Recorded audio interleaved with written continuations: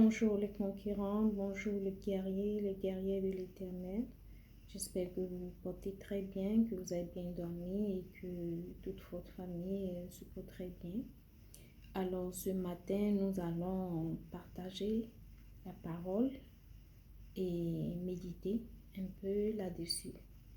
Alors nous allons ici dans le livre de la sagesse. Nous sommes dans Proverbes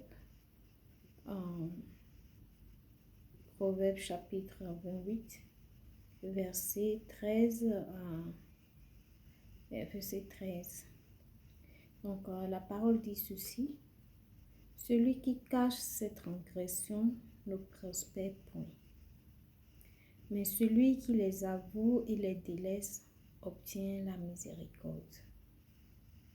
Alors qu'est-ce que cette parole veut nous dire? Ça veut juste dire que celui qui commet un péché, une iniquité, et qui la cache ou qui essaie de camoufler ses malfaits, périt. Cette personne périt et cette personne ne prospère pas dans sa vie, dans ses activités. Mais celui qui commet les mêmes transgressions, le même péché et qui se répand et qui décide de changer, de se détourner de ce mauvais chemin, cette personne-là trouvera la miséricorde du Très-Haut. Alors, j'ai choisi ce passage ce matin pour nous exhorter à nous détourner du mal, à nous détourner du péché, à chercher à vivre une vie de pureté. C'est vrai, nous commettons tous des erreurs dans la vie, personne n'est parfait. Mais le plus important, ce n'est pas de commettre ces erreurs, c'est de reconnaître ces erreurs. C'est de se repentir de ces erreurs. C'est de se détourner de ces erreurs et de devenir une meilleure personne. De devenir une personne renouvelée et de choisir un autre chemin. Tout le monde tombera. Mais c'est seulement ceux qui se relèveront qui verront la gloire et la miséricorde de l'Éternel. Alors je nous exhorte vivement à nous repentir. Faisons un examen de conscience.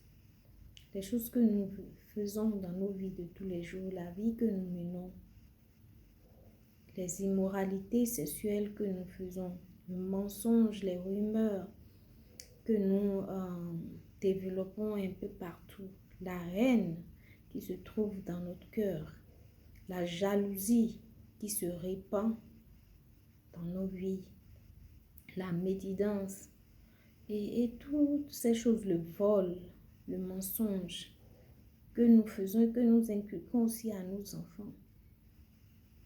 Repentons-nous.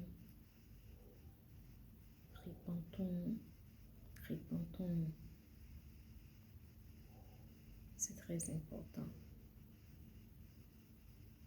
Changeons de comportement. Arrêtons de vivre dans l'impudicité, dans l'idolâtrie, dans l'immoralité sexuelle.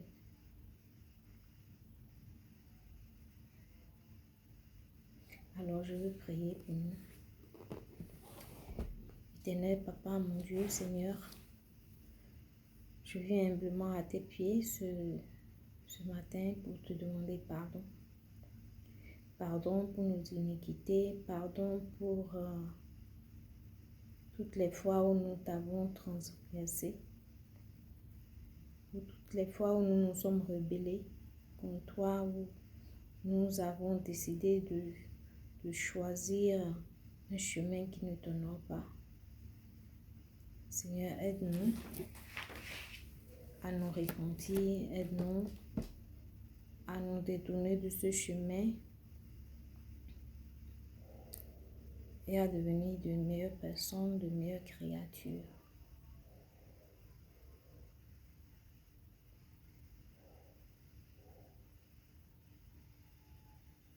Seigneur, touche le cœur de toutes ces personnes qui vivent dans l'immoralité sexuelle. Ils ne savent pas ce qu'ils font, ne connaissent pas la gravité de leurs actes. Ils se lisent juste au plaisir de quelques minutes en oubliant les répercussions sur le long terme.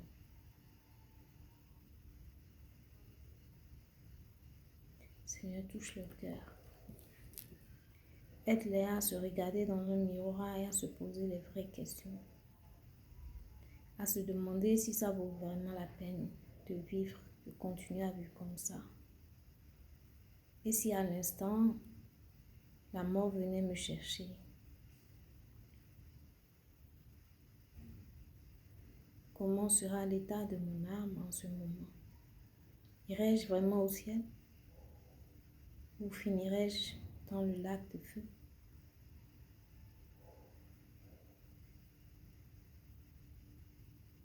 Pour ceux qui sont cupides, qui sont prêts à tout pour l'argent qu'ils ne pourront même pas garder, qu'ils ne pourront emporter nulle part.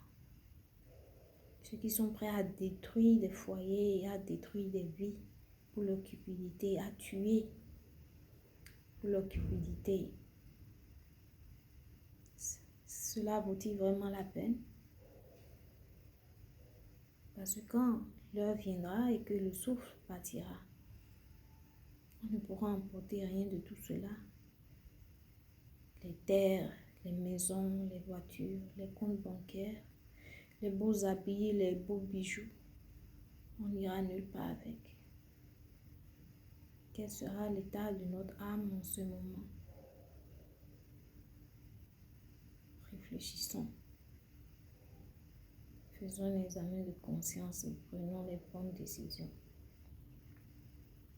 Que le Saint-Esprit nous inonde et nous assiste à voir nos iniquités en face, à être répugnés par cela et à nous détourner du mal.